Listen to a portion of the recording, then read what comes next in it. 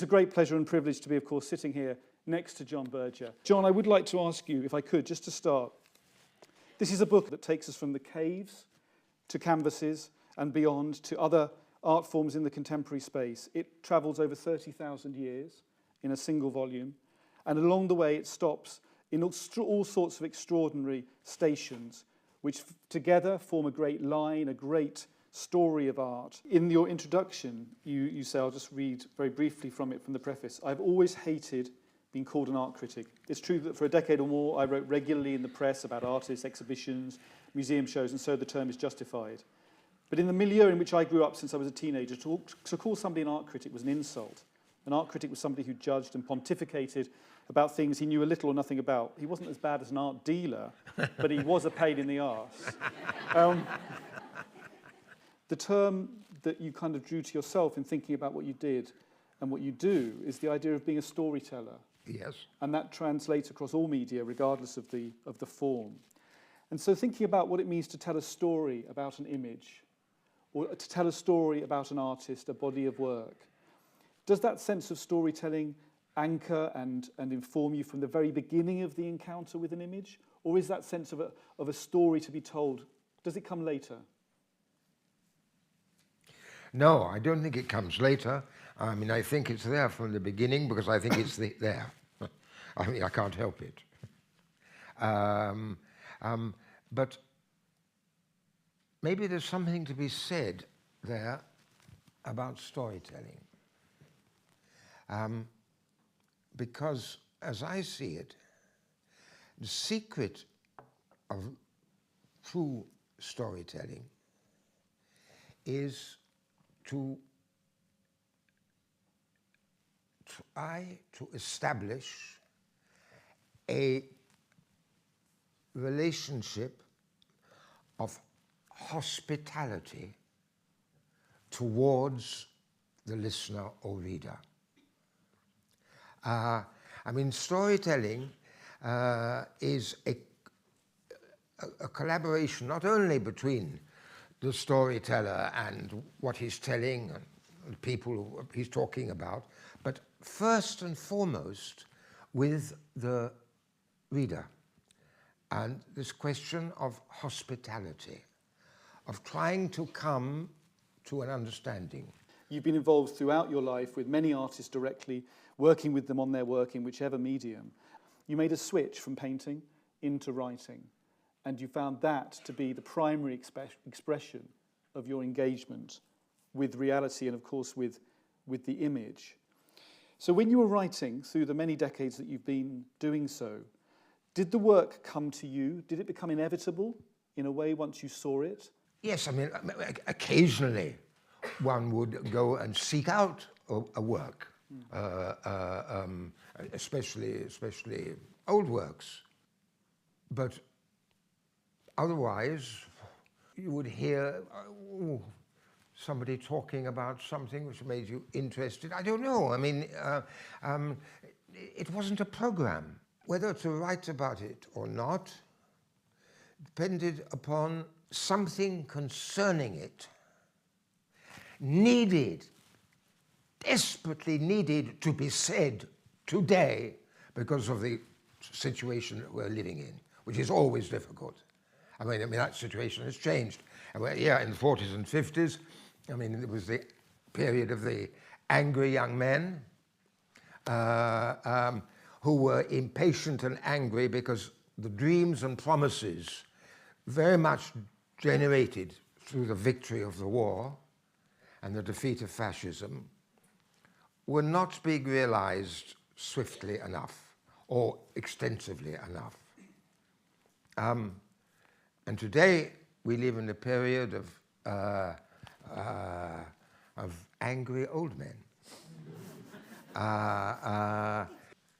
And they are angry because the world in which we are living in, the world of fascist finance, is a world which reduces attention and priorities on decisions which affect the entire planet with the perspective of an instant, the instant of a deal. And so the notion of a different future, the recollection of a past, the company, the present company of the dead, the imagined company of future generations who will be different, all of that which is so essential to the sensation of being human. I mean, you can call it history, but it's very much more complicated than that. I mean, that is being systematically destroyed by the information with which we are surrounded. Thank you. In many ways that leads on to, but also answers the question I was going to raise about the relationship between the art that you're writing about and the pressure, which you've so wonderfully described, behind it of the world and the time in which it might have been made, or certainly in which you've been writing about it, and that need to tell the story of the times. I was always writing, actually. I mean, I began writing from the age of 9, 8. Stories, poems.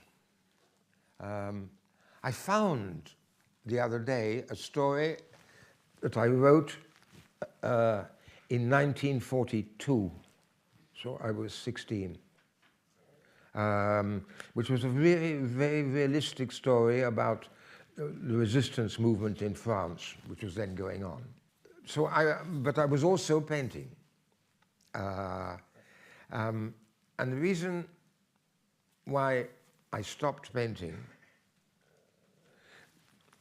the end of the 40s, beginning of the 50s, is that what was happening in the world with the threat, above all the threat of nuclear war, this is before the Soviet Union had parity, was so pressing that to paint pictures which then somebody go and hang up on the wall.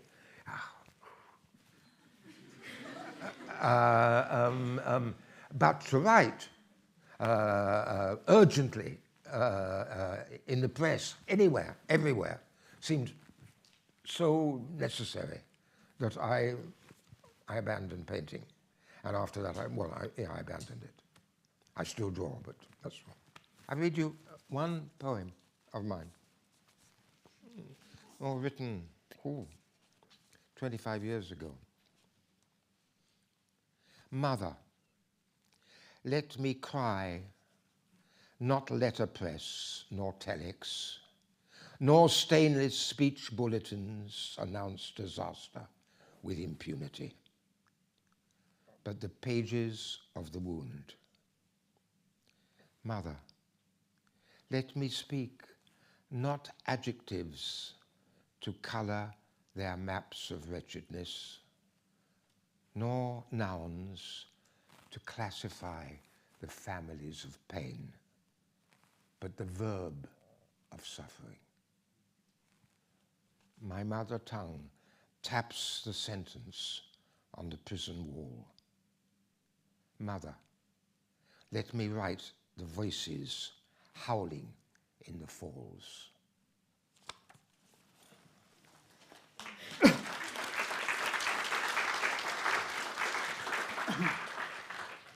Thank you. Given the situation, the world we find ourselves in now, there's the possibility of getting much more information about the thinkers of the past and ideas of the past because of technology primarily, perhaps. But it's about encouraging a certain kind of way of thinking and seeing in relation to that material, and what your thoughts might be on that process. We find very few references, and if there are references, they're completely false ones, in what we read in the media, mostly, in what we hear, in the speeches that are made. I mean, to understand history, one needs a political language.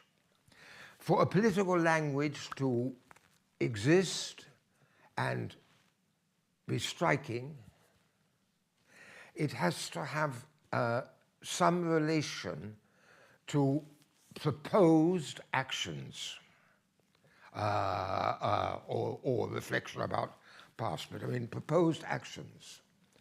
And that means that those who are speaking this have the power to take decisions.